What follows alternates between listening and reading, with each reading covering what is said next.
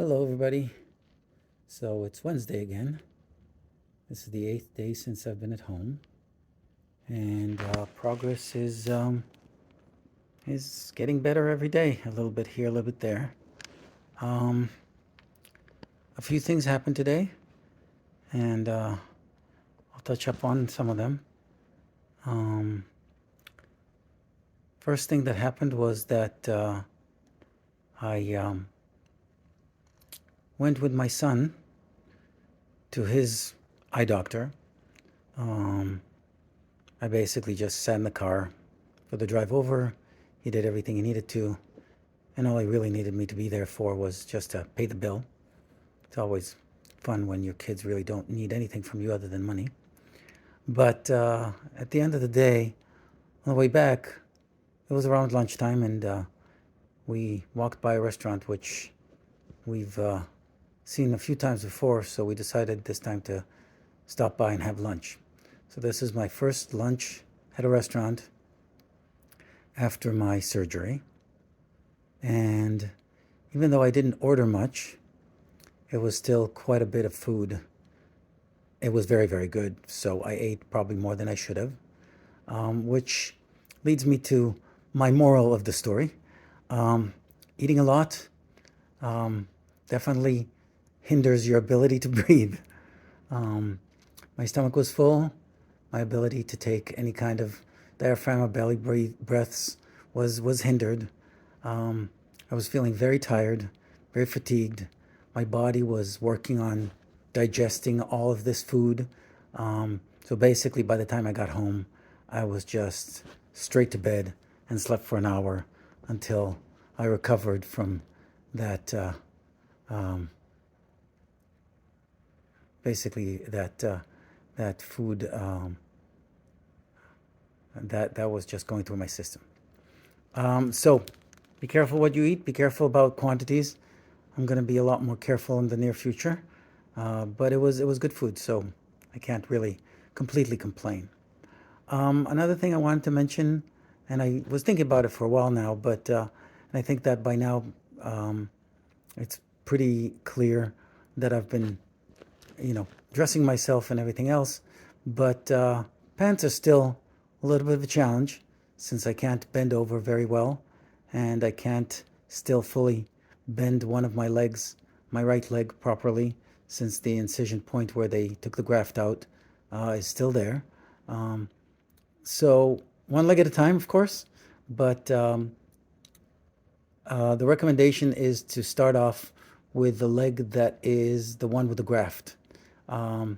You're a lot more flexible with the other legs, so that allows you to keep that graft leg a little bit more straight. So you can put the first pant on, and then the other one can come up as high as you need it, and bend it a little bit more so that you can put it in second. So that's that. Another thing with regard to bending over, I decided that I am going to do some laundry today. My wife has been super busy with her business, and it's been just driving her crazy, and our laundry has been piling up. And now I'm at a point where I really need to run a wash, and so I decided that I'm going to do the laundry. I separated the clothes back in our bedroom, did not pick up anything, asked one of my kids to pick the laundry basket and take it down to the basement and just dump it into the washer. But moving it from the washer to the dryer required a very slow process, just a little bit here and a little bit more and a little bit more and a little bit more until it was all there. But the one thing that I did want to mention is that instead of bending, kneeling works really, really well. So to look inside, we have a dryer that's forward facing. And in order for me to kind of arrange the dryer a little bit better, instead of bending, kneeling's great. My knees are fine. It's the inside of my leg that has the place where they took out the graft, the vein. And so I have no problem with just kneeling on my just kneeling, and then I don't need to bend too much with my torso. I can kind of reach out in there, arrange whatever I need to arrange, clean up whatever I need to clean up, and things work out really well. So I do recommend kneeling if your knees are in a good shape. If not, then maybe reconsider doing the laundry. I get a sense that I'm probably moving forward faster than maybe others in my condition. I don't know. I only have myself as a reference.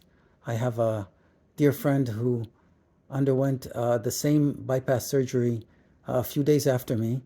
And unfortunately, they were talking about releasing him from the hospital only today. So that's roughly 10 days after the surgery.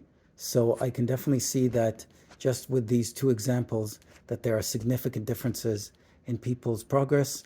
I am not comparing. I am not pointing out what is better or what is worse or what is the right thing or the wrong thing. I am, again, just providing insight into my progress and what works for me. It may not work for everybody else, but I do want to just share this as an additional perspective in the large scheme of things for anybody who's curious. The last thing I wanted to touch upon was with regard to my short-term disability. I did apply for short-term disability, but one of the challenges that I found is that when my hospital staff submitted the forms to my insurance company, they put down a date that wasn't what I had wanted. So I had to go through the motions of verifying that on the insurance website, seeing what the insurance approved, which wasn't what I had planned for. And now I've got the hospital staff to send out an updated form, and I'm going to have to track that and see whether they clean that up. Second thing with regard to short-term disability is that despite the fact that payroll should be coming in at whatever percentages your short-term disability offers, you should still check your paychecks on a regular basis. I have heard that sometimes they make mistakes. Honest mistakes, they're not trying to rip you off or anything, but it is important to review your payroll and make sure that they have done what they are supposed to do. That's really all I have for today. It's a quick and short story. I am continuing to move forward and getting better every day. Thank you very much. Have a great night. Bye-bye.